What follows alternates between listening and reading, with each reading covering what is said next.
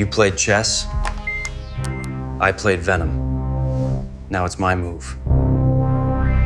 The sound of Jessica stumbling through our front door at 3 in the morning wasn't what woke me up. Honestly, I'd gotten used to that particular symphony over the past 6 months. The fumbling with keys, the cursing under her breath, the theatrical sighs designed to make me feel guilty for existing. What actually dragged me out of my restless sleep was the crash of our ceramic lamp hitting the hardwood floor, followed by a string of profanity that would make a sailor blush. I lay there in our king-sized bed, staring at the ceiling fan that had been making that annoying clicking sound for 3 years now. 3 years. Just like our marriage had been clicking along, broken but still spinning, nobody bothering to fix the real problem. Danny, are you awake? Jessica's voice carried up the stairs, slurred and demanding. I considered pretending to be asleep, but curiosity got the better of me. My wife, who usually tried to sneak in like a guilty teenager, was actually calling for me. This was new. Yeah, I'm awake now, I called back, swinging my legs over the side of the bed. Kind of hard to sleep through a demolition project. I pulled on a pair of jeans and headed downstairs, expecting to find Jessica in her usual post-girls night out state, makeup smeared, designer heels in her hand, that particular look of someone who'd had 3 drinks too many and was about to blame everyone else for her hangover. Instead, I found her standing in our living room, perfectly steady on her feet, staring at something on her phone with an expression I'd never seen before. Pure, undiluted rage. Where were you tonight? She demanded without looking up. The question caught me off guard. Where was I? I was here, working on the Henderson restoration project until about midnight, then I went to bed, where I've been every night for the past month while you've been... Don't! She held up one manicured finger. Just don't! Jessica finally looked at me, and I saw something in her eyes that made my stomach clench. It wasn't guilt, or embarrassment, or even anger. It was calculation. I know what you've been doing, she said, her voice deadly quiet. I laughed, but it came out hollow. What I've been doing? Jess, I've been working 16-hour days trying to keep my restoration business afloat while you've been cheating on me. The words hung in the air between us like a toxic cloud. I stared at her, waiting for the punchline, but her expression remained deadly serious. Cheating on you? I repeated slowly. Jessica, when exactly would I have time to cheat on you? I'm either working on client projects or I'm here with Emma and Jake while you're out doing God knows what with your work friends. Our kids. 8-year-old Emma with her gap-toothed grin, and 10-year-old Jake, who was going through his know-it-all phase. They were upstairs sleeping, blissfully unaware that their parents' marriage was about to implode in spectacular fashion. Jessica turned her phone around, showing me a photo that made my blood run cold. It was me, standing outside Riverside Elementary last Friday afternoon talking to a woman I didn't recognize. The photo was taken from a distance, but it was clearly me, my battered leather jacket, my work truck in the background. Who is she? Jessica's voice was ice. I squinted at the photo, trying to place the woman. Blonde hair, professional looking, maybe in her 30s. Then it hit me. That's Mrs. Patterson, Emma's new teacher, I said. I was picking up Emma from school and she wanted to discuss Emma's progress in math. We talked for maybe 5 minutes. For 5 minutes. Jessica's tone suggested she didn't believe a word of it. Yes, for 5 minutes. About our daughter's homework habits. Jesus, Jess, you can call the school and verify it if you want. But even as I said it, I realized how this looked. How it would look to someone who was already suspicious, already looking for reasons to justify their own behavior. You've been distant lately, Jessica continued, pacing now like a prosecutor building her case. Coming home late, working weekends, barely talking to me. I've been distant? The laugh that escaped me was bitter. Jessica, when was the last time we had a conversation that didn't involve scheduling or bills or the kids? When was the last time you asked me about my day or told me about yours beyond complaining about your coworkers? Don't turn this around on me. I'm not turning anything around. I'm pointing out that you're accusing me of cheating based on a photo of me talking to our daughter's teacher while you've been coming home at 3 in the morning, smelling like cologne that isn't mine. The words were out before I could stop them. Jessica's face went white, then red. How dare you? How dare I what? Notice that my wife has been acting like she'd rather be anywhere else but home? Notice that you haven't touched me in 3 months? Notice that you flinch when I try to kiss you goodbye in the morning? We stood there staring at each other across our living room. Two people who had once promised to love each other forever, now looking like opposing lawyers preparing for trial. "I want you to leave," Jessica said finally. "What?" "I want you out of this house. Tonight." I felt like I'd been sucker punched. "Jessica, this is my house too, our house. Our kids are upstairs sleeping. Our kids don't need to see their fathers sneaking around with other women." "I am not sneaking around with other women." The words came out louder than I intended, and I forced myself to lower my voice. "I'm not cheating on you, Jessica. But if you want me gone so badly, maybe we should talk about why." She turned away from me, but not before I caught something in her expression. Guilt? Relief? I couldn't tell anymore. "I'll sleep on the couch tonight," I said quietly. "But tomorrow we're going to sit down and have a real conversation about what's happening to our marriage. Without accusations, without photos taken by whoever the on earth is spying on me, and without this insanity." Jessica didn't respond. She just walked upstairs, leaving me standing in our living room surrounded by the pieces of our broken lamp and what felt like the pieces of our broken life. I spent the rest of that night on our uncomfortable leather couch, staring at the ceiling and trying to figure out when everything had gone so wrong. When my wife had stopped being my partner and started being my adversary. When our home had stopped feeling like a sanctuary and started feeling like a battlefield. But mostly I thought about that photo. Someone had been watching me, following me, documenting my interactions. Someone had given that photo to Jessica, probably with a story attached that made me look guilty as heck. The question was, who? And more importantly, why? I should have known Marcus was involved the moment I saw his BMW parked in our driveway the next evening. Jessica's younger brother had always been a piece of work, but lately he'd elevated meddling to an art form. Marcus Whitman was everything I wasn't. Trust fund baby, Harvard MBA, corner office at daddy's investment firm. He wore suits that cost more than most people's monthly rent and had opinions about everything, especially my marriage to his sister. "Danny boy," Marcus called out as I pulled up in my work truck, still covered in sawdust from the cabinet installation I'd finished that afternoon. "We need to talk."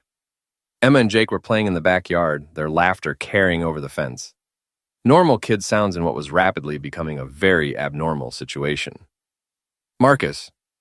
I nodded as I grabbed my toolbox from the truck bed. "Let me guess. Jessica called you. She's concerned about you, man. We all are." I headed toward the house, but Marcus stepped into my path. At 32, he was 6 years younger than me and had never let me forget it. In his mind, I was the blue-collar loser who'd somehow tricked his perfect sister into marrying beneath her station. Concerned about what, exactly? Marcus pulled out his phone and showed me the same photo Jessica had confronted me with the night before. About the fact that you're running around town with other women while my sister is working herself to the bone to support this family. That stopped me cold. Support this family? Marcus, I run my own business. I've been supporting this family just fine for the past 12 years. Come on, Danny. Your little woodworking hobby barely covers the mortgage. Jessica's salary at Morrison & Associates is what keeps you guys afloat. The condescension in his voice made my jaw clench. My little woodworking hobby has put food on our table and a roof over our heads since before Emma was born. But that's not the point. The point is that photo shows me talking to my daughter's teacher about schoolwork. That's your story. That's the truth. Call the school if you don't believe me. Marcus slipped his phone back into his jacket pocket and gave me the kind of smile that made me want to punch him in his perfectly straight teeth. Look, I get it.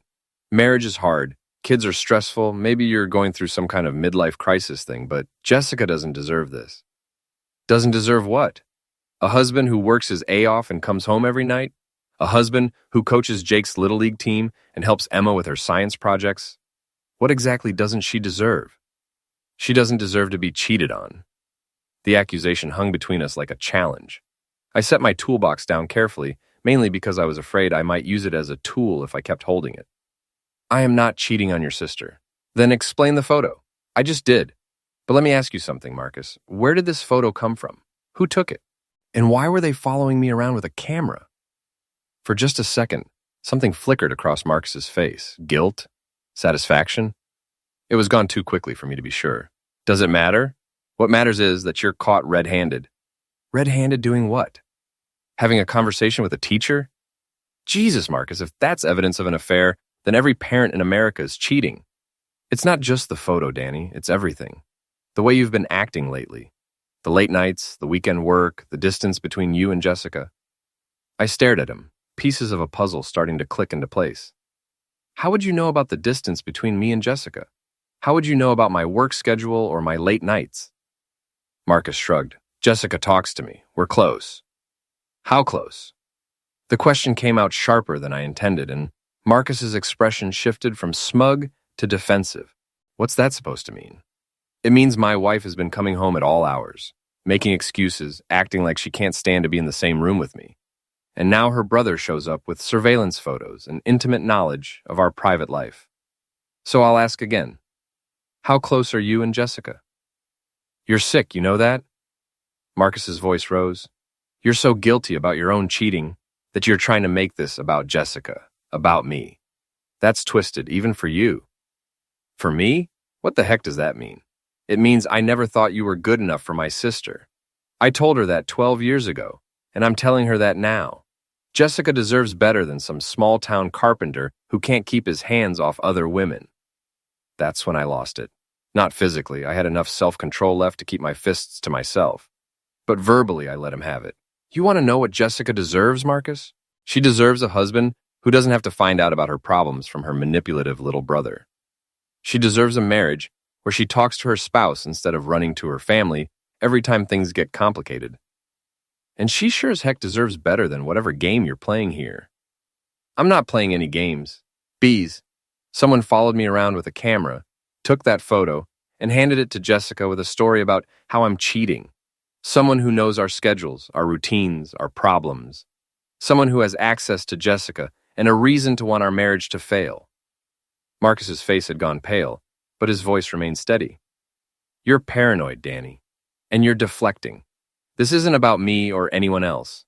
This is about you and your inability to be faithful to your wife. Prove it. What? Prove I'm cheating. Show me evidence that isn't a photo of me talking to a teacher. Show me hotel receipts or phone records or anything that actually proves infidelity. Because if you can't, then this conversation is over.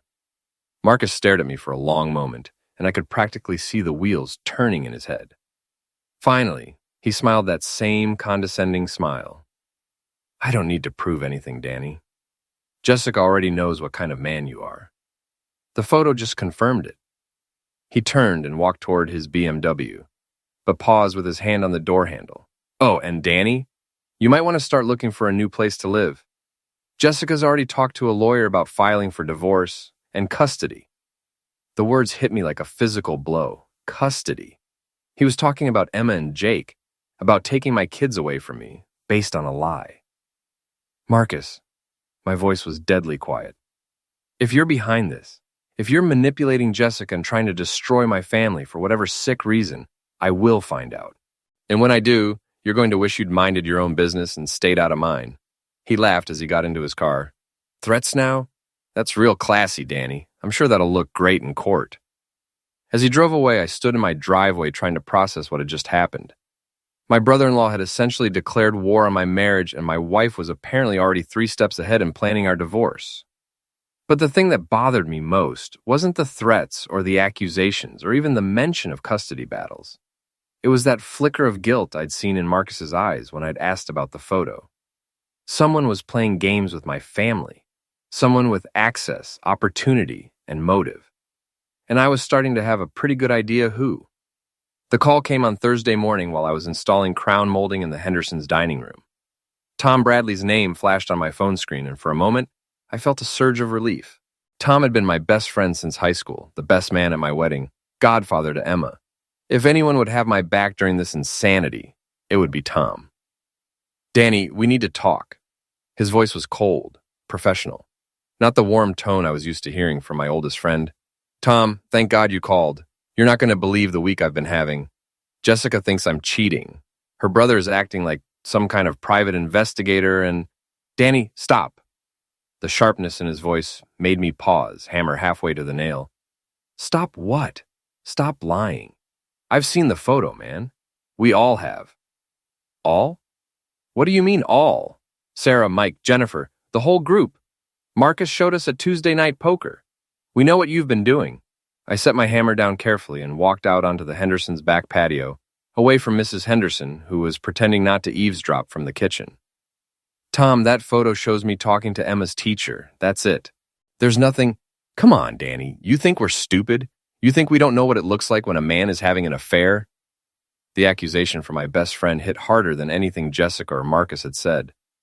Tom knew me. He'd known me for 20 years. He'd been there when I met Jessica, when I proposed, when Emma and Jake were born. If anyone should know I wasn't capable of this, it was Tom. You really believe I'm cheating on Jessica? I believe the evidence. And I believe Jessica, who called Sarah crying last night about how you've been treating her, how I've been treating her. My voice rose despite my efforts to stay calm. Tom, Jessica has been coming home at 3 a.m, barely speaking to me, acting like she can't stand to be in the same room with me. What exactly did she tell Sarah about how I've been treating her? She told Sarah about the verbal misuse, about how you've been accusing her of having an affair to cover up your own guilt, about how you threatened her Tuesday night. I felt like I was in some kind of alternate reality. Verbal misuse, threatened her.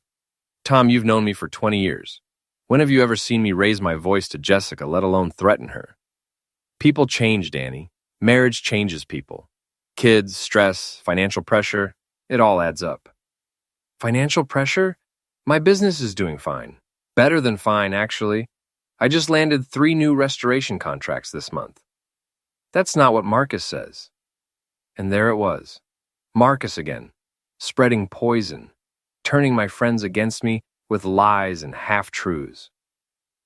Marcus says a lot of things, most of them designed to make me look bad. Tom, you know me. You know I would never cheat on Jessica, never hurt her, never threaten her. This is all some kind of misunderstanding that's gotten completely out of hand. There was a long pause. When Tom spoke again, his voice was sad but firm. Danny, I want to believe you, we all do, but the evidence? What evidence? A photo of me talking to a teacher? Accusations from a brother-in-law who's never liked me? Stories from a wife who won't even talk to me directly about what's wrong? The evidence is that you're acting exactly like a guilty man. Getting defensive, making counter-accusations, trying to blame everyone else for your problems. I closed my eyes and counted to 10, then 20. Tom, I'm going to ask you a direct question and I want a direct answer. Do you believe in your heart that I'm the kind of man who would cheat on his wife and then lie about it to his best friend? Another pause, longer this time. I don't know anymore, Danny. I honestly don't know. Those words cut deeper than any of the accusations or threats. My best friend, the man who'd stood beside me at my wedding and promised to always have my back, didn't know if I was a liar and a cheat. Well, that's clear enough, I said quietly. I guess I know where I stand.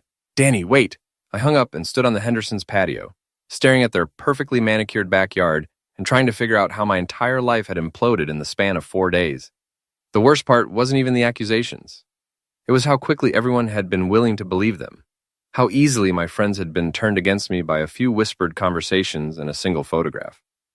My phone buzzed with a text from Sarah, Tom's wife. Danny, I'm sorry it's come to this, but I think it's best if you don't come to Emma's birthday party on Saturday. The other parents are uncomfortable, and we don't want any drama. Emma's birthday party, the one we'd been planning for months, where Emma was supposed to see all her friends and their families. The one where Jessica and I were supposed to co-host like normal parents who weren't destroying their children's lives with adult stupidity. I called Sarah back immediately. Sarah, it's Danny. We need to talk about this party situation. Danny, I'm sorry, but no. Listen to me. Emma has been looking forward to this party for weeks. She's 8 years old and she doesn't understand why her parents are fighting or why her daddy suddenly can't come to parties. You want to punish me based on rumors and gossip? Fine, but don't punish my daughter. It's not about punishment. It's about keeping things peaceful. Some of the other parents have expressed concerns. Concerns about what? That I might talk to another teacher? That I might have a normal conversation with another parent? Sarah, you've known me since college. You were at my wedding. You're Emma's godmother, for Christ's sake. I know, and this is hard for me too. But Jessica's my friend, and she's hurting. In the photo, forget the stupid photo, I was shouting now, past caring if Mrs. Henderson heard every word. The photo shows nothing. It proves nothing.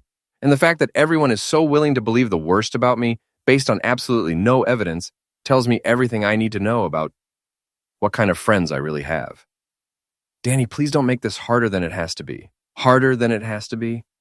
Sarah, my marriage is falling apart. My friends think I'm a cheater and a liar. And now my daughter can't even have a normal birthday party because everyone's decided I'm some kind of monster.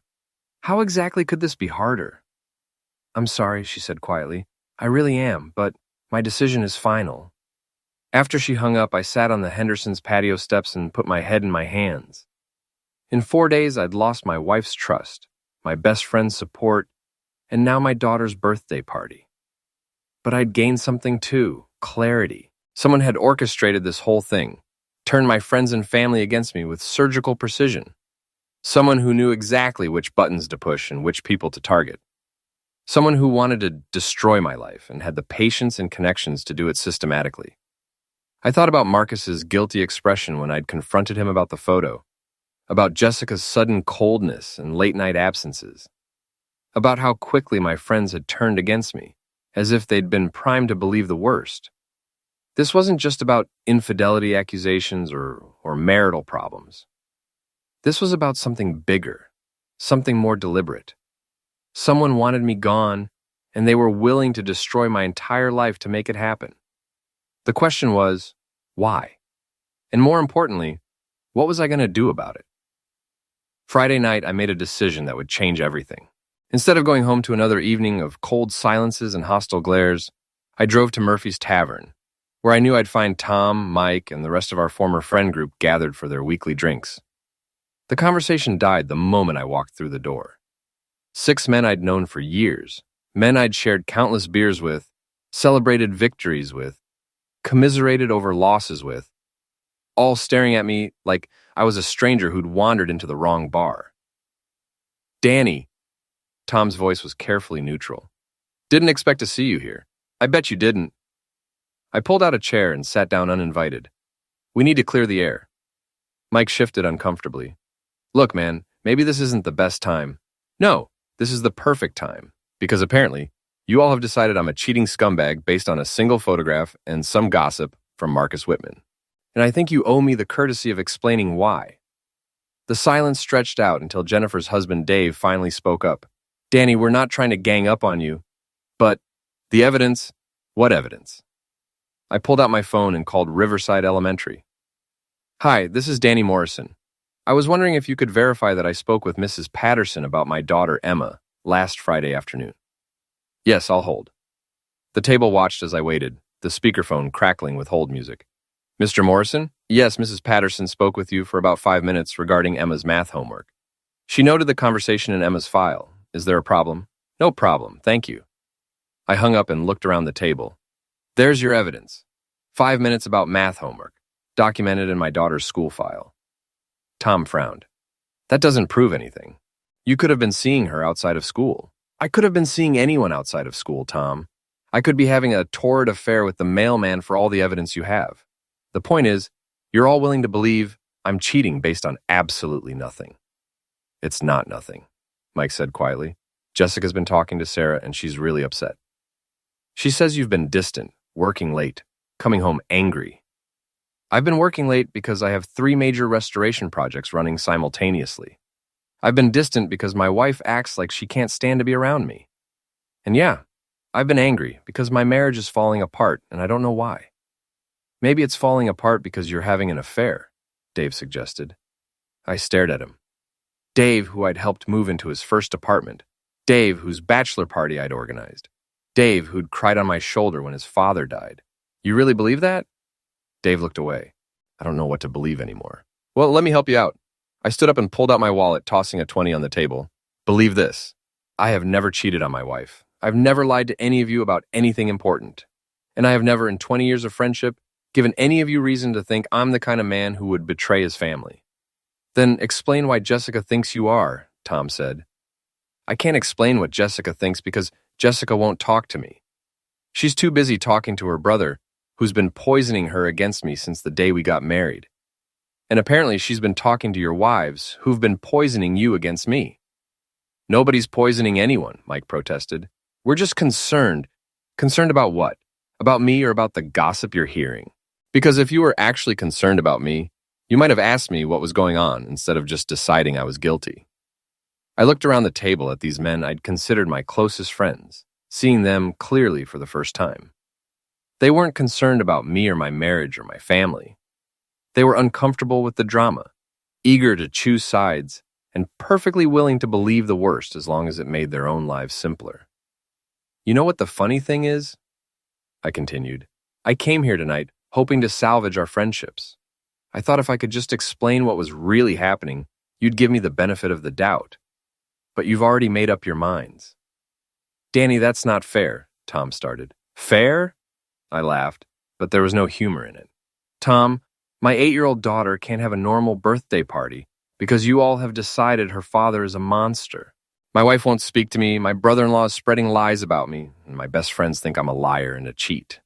Tell me what's fair about any of this. If you're innocent, then prove it, Dave said. Prove what? That I didn't do something? How exactly do you prove a negative? How do you prove you didn't have an affair, didn't make threats, didn't do any of the things you're being accused of?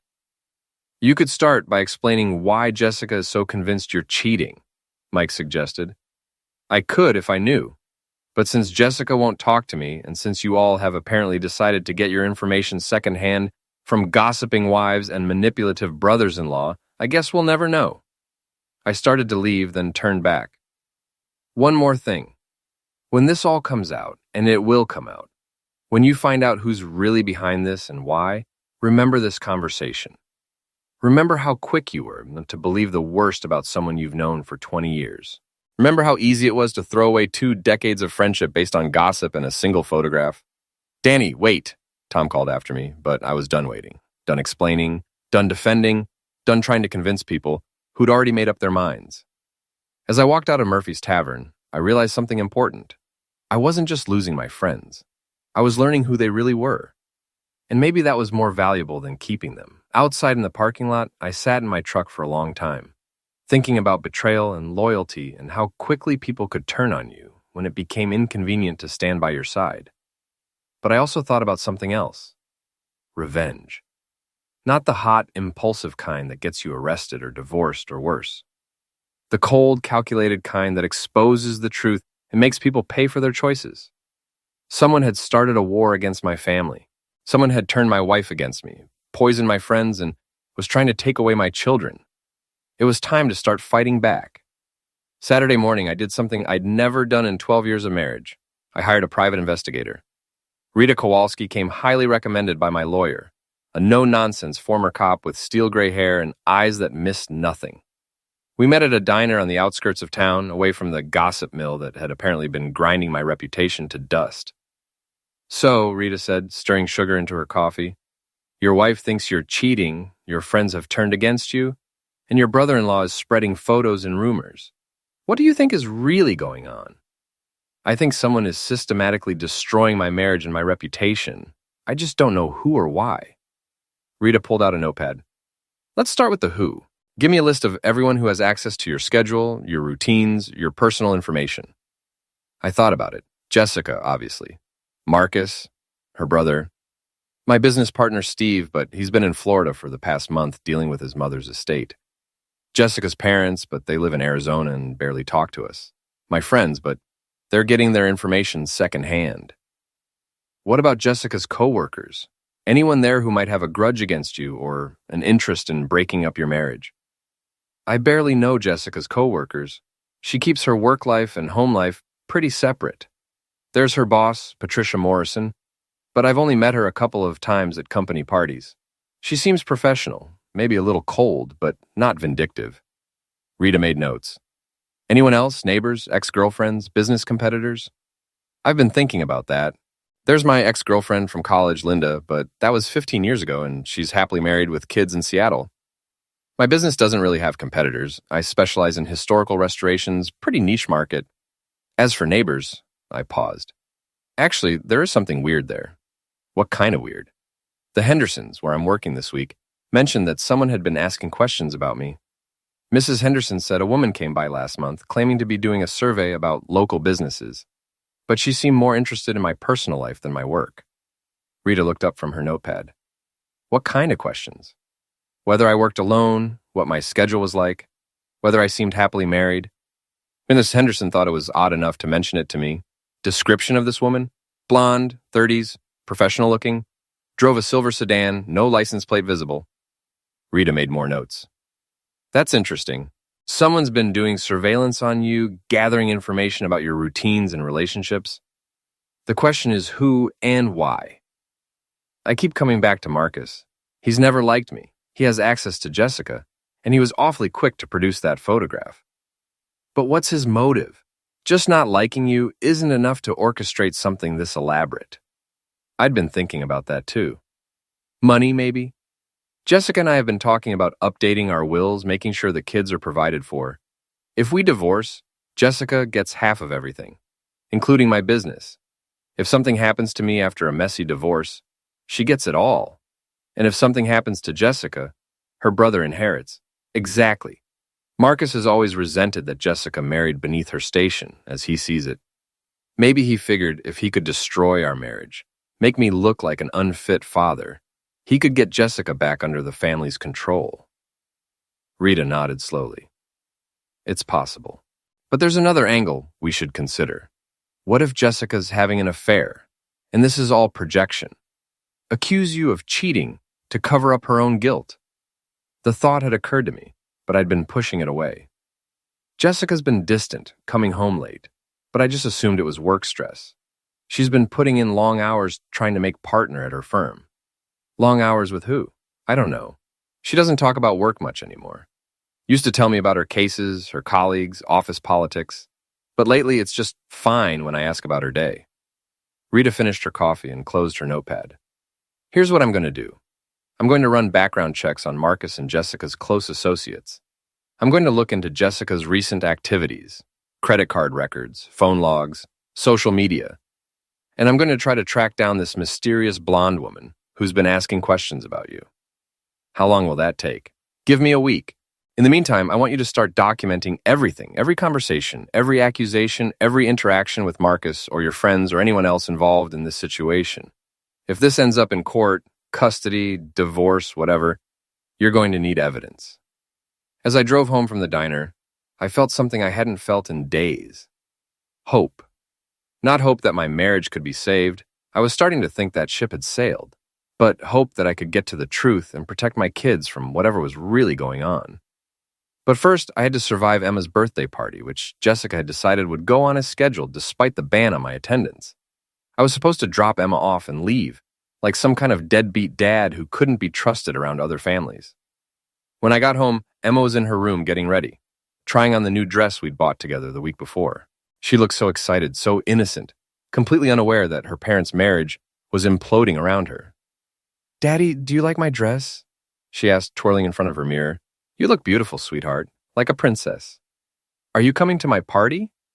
The question I'd been dreading. I knelt down so we were eye level, choosing my words carefully. "Emma, Daddy has some work to finish up, so I might be a little late, but Mommy will be there, and all your friends, and you're going to have the best time." "But it's my birthday party. You have to be there." "I know, baby, and I want to be there more than anything. But sometimes grown-ups have complicated problems that kids don't need to worry about." Emma studied my face with the serious expression she got when she was trying to understand something beyond her years. "Are you and Mommy getting divorced?" The directness of the question caught me off guard. "Why would you ask that?" "Because Tommy's parents got divorced last year.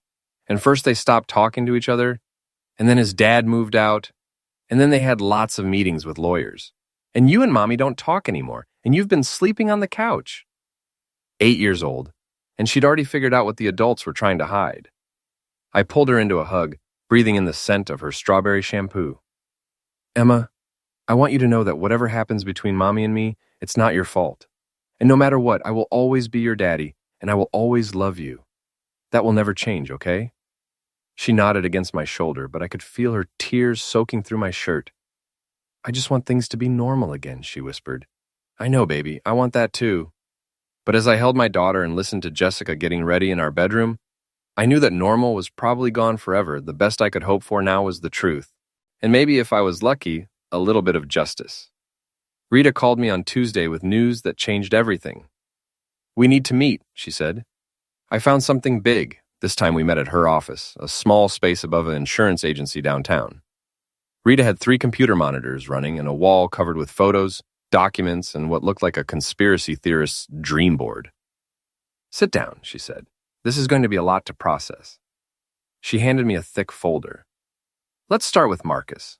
Clean background check, no criminal record, but interesting financial situation. He's been borrowing heavily against his trust fund, made some bad investments in cryptocurrency that went south.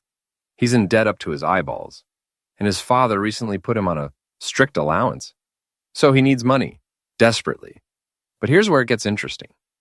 She pointed to a series of photos on her wall. "Your wife Jessica has been having lunch regularly with Patricia Morrison, her boss. Nothing unusual there, except these lunches have been happening at the Riverside Hotel, and they last for 2 to 3 hours. I studied the photos. Jessica and Patricia, heads close together over drinks, Patricia's hand on Jessica's arm, body language that looked more intimate than professional. You think Jessica and her boss are... I think your wife is having an affair with Patricia Morrison, and I think Marcus found out about it." Rita moved to another section of her wall. "Here's where the blonde woman comes in. I tracked her down through the Henderson security camera footage. Her name is Angela Torres, and she's a private investigator Marcus hired 3 months ago." "Marcus hired a PI to spy on me?" "Initially, yes. But look at this." She handed me a series of photographs that made my stomach drop. Jessica and Patricia kissing in a parking garage. Jessica entering Patricia's apartment building. Jessica and Patricia checking into a hotel room. "Marcus wasn't trying to frame you for cheating," Rita continued. "He was gathering evidence that Jessica was cheating.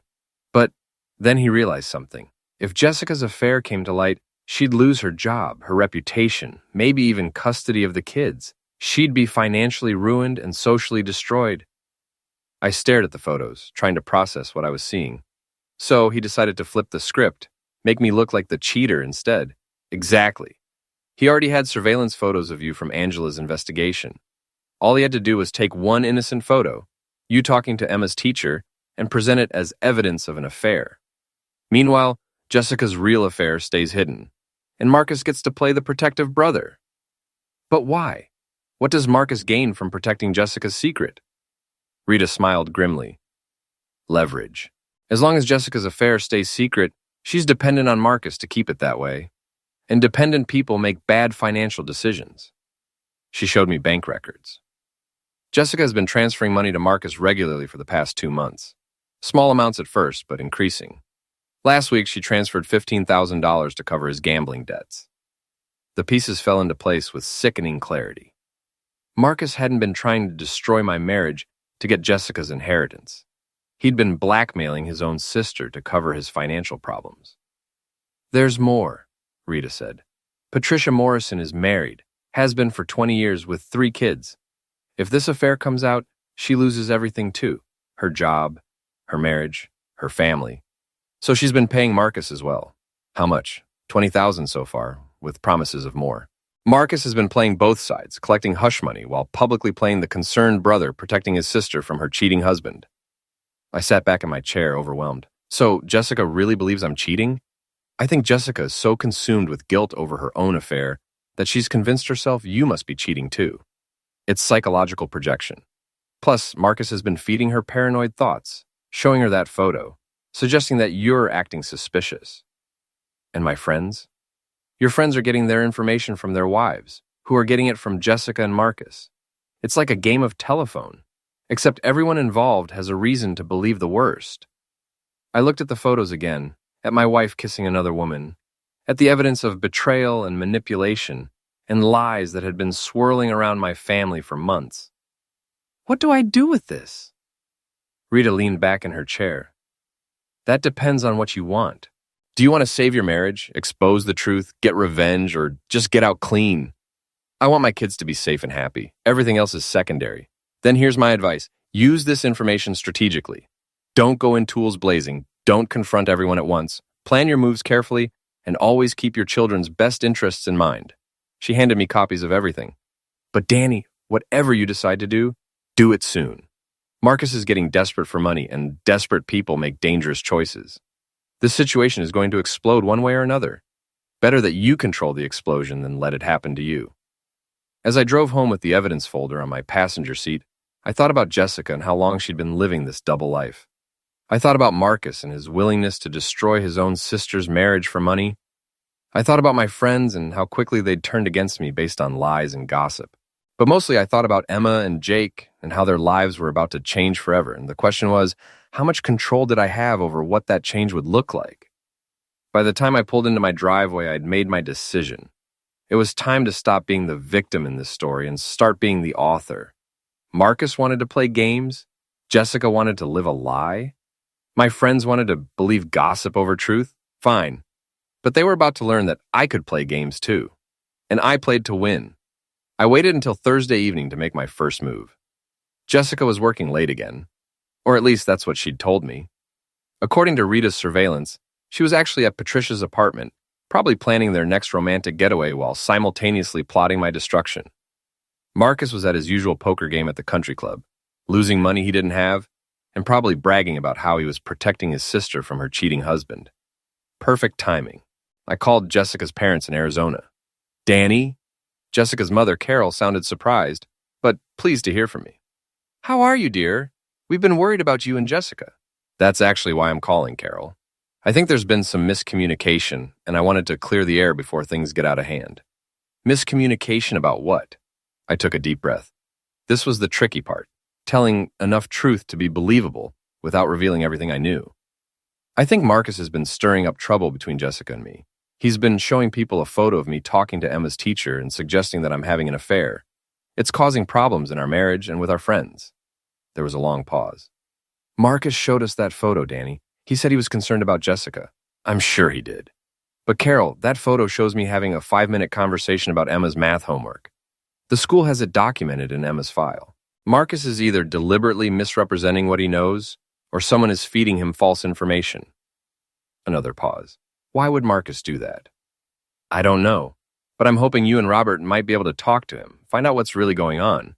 Because this is tearing our family apart, and Emma and Jake are starting to notice. Carol's voice softened. Oh, Danny, those poor babies. Of course we'll talk to Marcus. This family has been through enough drama. Thank you. And Carol, whatever Marcus tells you, please remember that I've been part of this family for 12 years. I've never lied to you, never given you reason to doubt my character. I'm not going to start now. After I hung up, I made my second call. Patricia Morrison's office. Hi, this is Danny Morrison. I'd like to schedule a meeting with Ms. Morrison to discuss my wife's career development. One moment, please. A pause. Ms. Morrison can see you tomorrow at 2 o'clock. Perfect. Tell her it's about Jessica's future with the firm. My third call was to Tom. Danny, I'm glad you called. I've been thinking about our conversation at Murphy's, and I feel bad about how it went. That's actually why I'm calling, Tom. I think we're all being manipulated, and I want to show you something that might change your perspective. What kind of something? Evidence. Real evidence. Not gossip or photos taken out of context. Can you meet me tomorrow night? And Tom? Bring Sarah. She needs to hear this too. Okay, but Danny, if this is some kind of elaborate lie, it's not.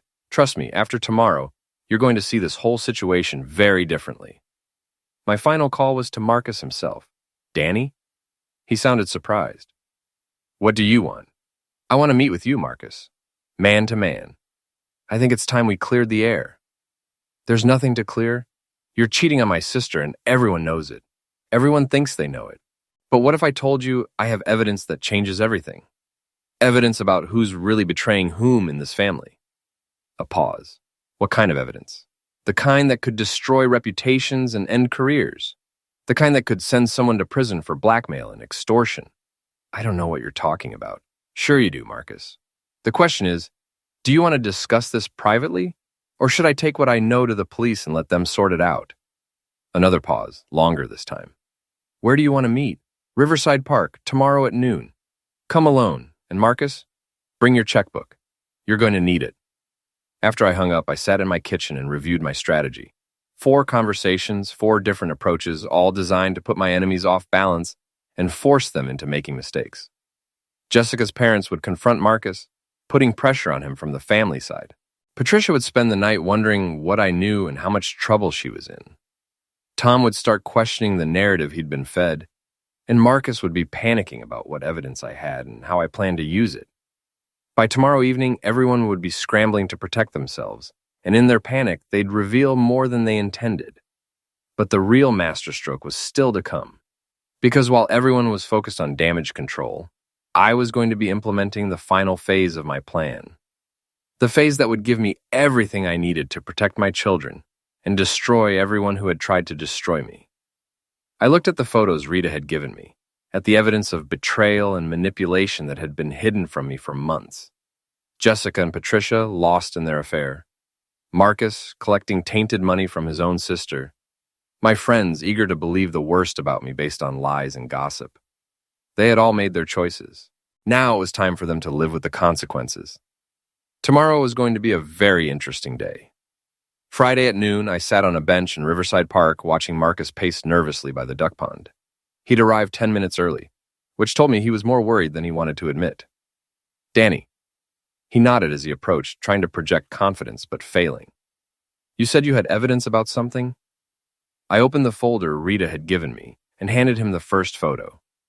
Jessica and Patricia kissing in the parking garage. Marcus went pale. "Where did you get this?" "From the private investigator you hired to spy on me, Angela Torres. Nice work, by the way. Very thorough documentation of my wife's affair with her boss." "I don't know what you're talking about." I handed him the next photo. Jessica entering Patricia's apartment building. Angela's been following Jessica for months, documenting her affair. The question is, why didn't you tell me about it? Marcus stared at the photos, his hands shaking slightly. I was trying to protect Jessica. Protect her or blackmail her. I showed him the bank records. $15,000 last week alone. How much have you extorted from your own sister, Marcus? It's not extortion, she wanted to help with my debts. Right, and Patricia Morrison, the $20,000 she's paid you to keep quiet about her affair with a subordinate. That's just family assistance, too? Marcus sat down heavily on the bench. How did you find out? I hired my own investigator.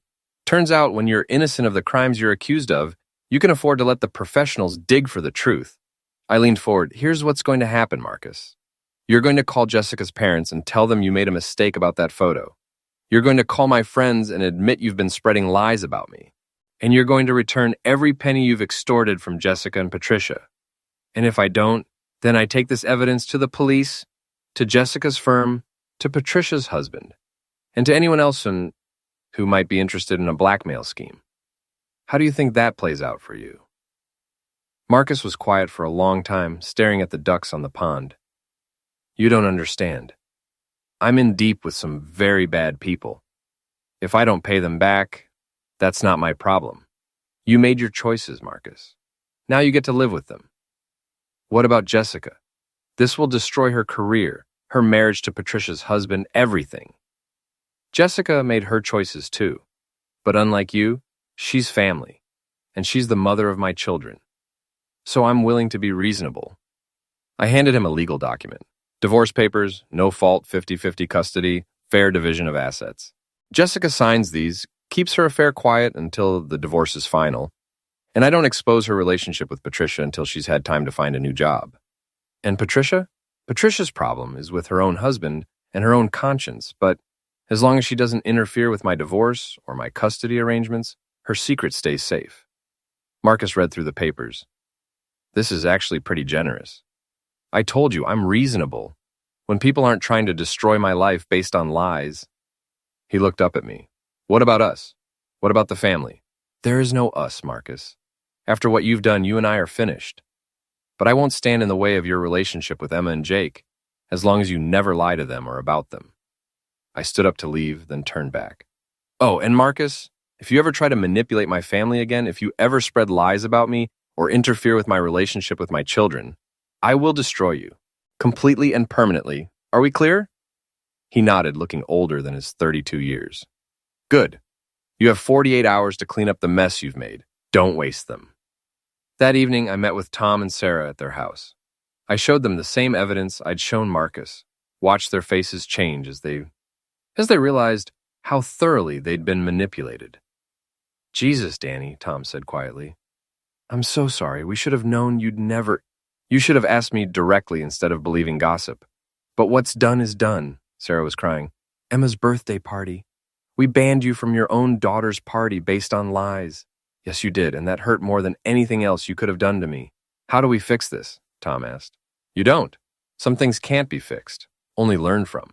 But you can start by calling the other parents, telling them you were wrong about me, and making sure my kids don't suffer for your mistakes. I left them with copies of the evidence and drove to my final appointment of the day.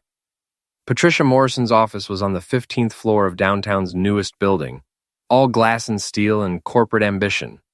She was waiting for me, looking composed but wary. Mr. Morrison, please, sit down. I'll stand, thanks. This won't take long. I placed a photo on her desk. Patricia and Jessica, holding hands outside a restaurant. I know about the affair, I said simply. Patricia's composure cracked slightly.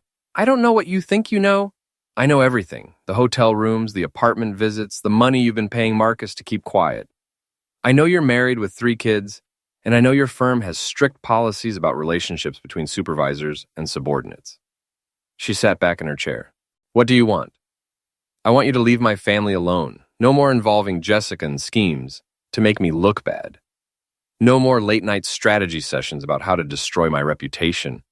You want to have an affair with my wife? Fine, but don't drag my children into it. I never wanted to hurt your children. Then don't interfere with my divorce or my custody arrangements. Don't pressure Jessica to fight me on visitation or support. Let this end as cleanly as possible. Patricia nodded slowly. And in return, your husband doesn't get an anonymous package in the mail containing photos and hotel receipts. Your firm doesn't get an inappropriate workplace conduct complaint. Your kids don't have to find out why mommy suddenly moved out. You're blackmailing me. I'm offering you the same deal I offered Marcus and Jessica. Clean up your mess, leave my family alone, and your secrets stay safe. It's more than any of you offered me. I headed for the door, then paused. Oh, and Patricia, if you really care about Jessica, convince her to take the divorce deal. Because if this goes to court, if you force me to fight for my kids, I will use every piece of evidence I have, and nobody wins in that scenario. That night, I tucked Emma and Jake into bed, read them stories, and kissed them goodnight like it was any other evening. They didn't need to know that their parents' marriage was ending, that their uncle was a blackmailer, or that their mother had been living a double life. They just needed to know they were loved. Jessica came home at midnight, looking exhausted and defeated. She found me in the kitchen, sitting at our table with the divorce papers spread out in front of me. Marcus called me, she said quietly. I figured he would. He told me what you found out, about Patricia and me, about the money. Did he tell you about the lies he's been spreading? About how he's been manipulating both of us for months? Jessica sat down across from me. I know you didn't cheat on me. Do you? Or do you just know that you got caught cheating on me? She flinched. That's fair. Is it? Because fair would have been you talking to me when you started having doubts about our marriage. Fair would have been marriage counseling before you started sleeping with your boss.